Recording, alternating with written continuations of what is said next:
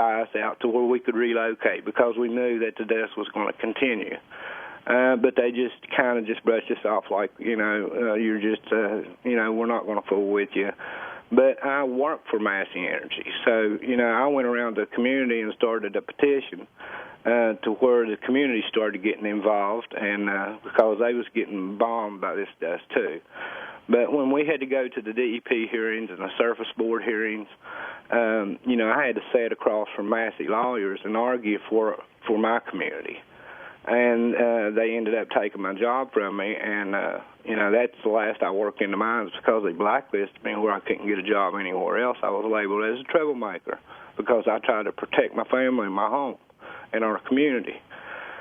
But since then, the surface mines ordered that the stockpile be either moved or done away with or covered, and Massey chose to cover the stockpile with a dome, which is a large inflatable dome. And the community's still getting a lot of dust because they still have like 5 or 6 open stockpiles on the property.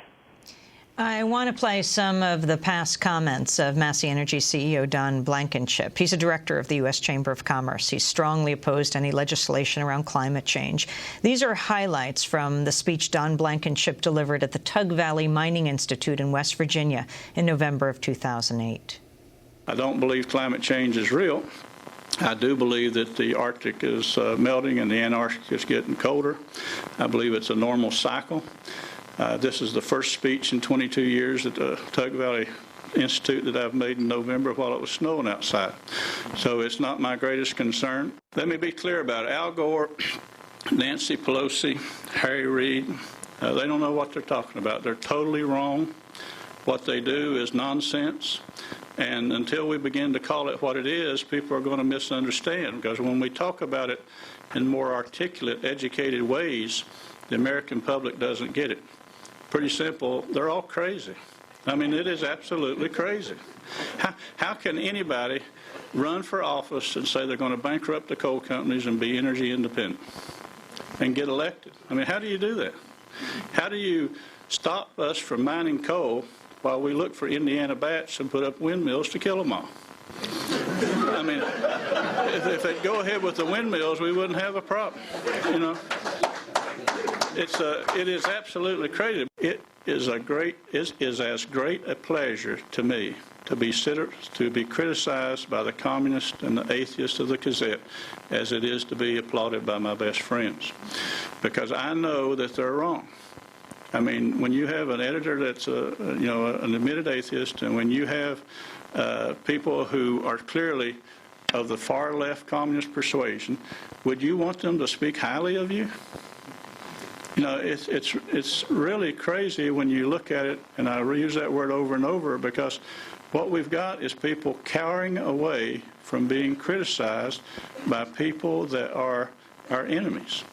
I mean, would we be upset if Osama bin Laden were to be critical of us? I don't think so. That's Don Blankenship, the CEO of Massey Energy. Jeff Biggers, if you can put this in a bigger context, who Don Blankenship is and the role of Massey Energy today, its power. Amy, just listening to that, it's quite tragic. And I think this accident, as our hearts and prayers go out with the coal mining families, and my own grandfather barely survived an explosion in southern Illinois and lived with bits of coal in his face for the rest of his life. Here's one of the highest paid CEOs in the coal industry who mocks the welfare and the livelihood and the lives of coal miners who have carried the burden of our dirty energy policy for 200 years. And here's a man who I believe has a total disregard not only for his coal miners, but for the safeties of communities. 2 years ago, of course, the Massey Energy Company had to plead guilty to a criminal charge of a fire fire in 2006 at the Aracoma mine that killed 2 people. And then just recently, they've had to pay some of the largest civil fines ever for their reckless mountaintop removal operations. You know, here's a man who's laughing at this situation, who now wants to propose blasting on Coal River Mountain, for example, within a football field of the largest coal slurry impoundment in the hemisphere, that if it would break, this earthen dam, as you showed many times on your program, you know, the whole communities of the people in the Coal River Valley, over 1,000 people, would have less than 4 minutes to flee a 70-foot tidal wave of toxic coal sludge.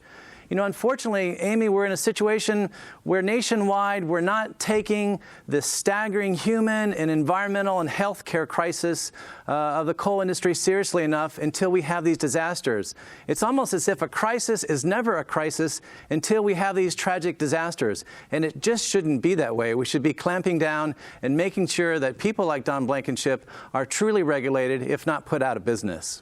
Actually, you say it more strongly in the piece you wrote, What Killed the Miners, Profits Over Safety. You say over 104,000 Americans and immigrants have died in our coal mines. According to one inspector, many, if not a majority, of those accidents should not be considered mishaps, but acts of negligent homicide.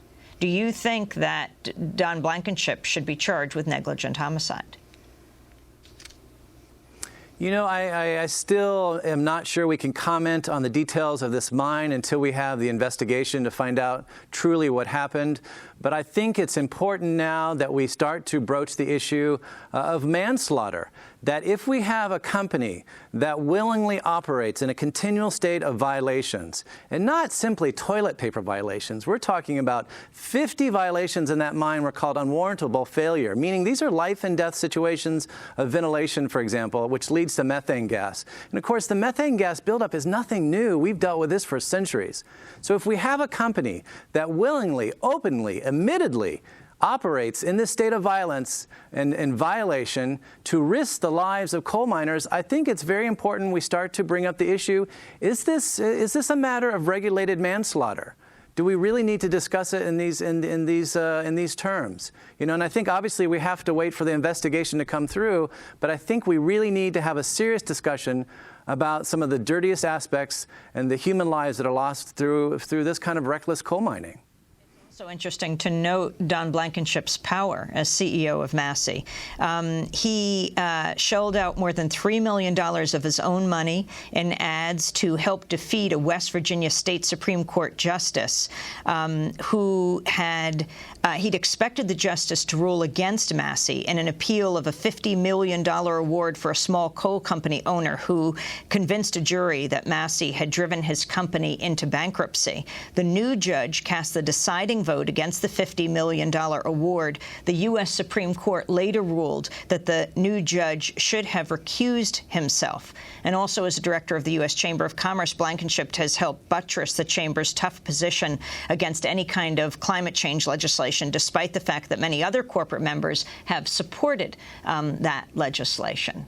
Quick comment, Jeff Biggers. Exactly. I think it really represents that we're living in an era now still of an incredible dirty process of the coal industry, that they'll go to whatever cost, being it buying off judges, paying off, you know, the lobbyists. They spent over $120 million the coal industry has in this last year just in lobby money alone in terms of Washington, D.C.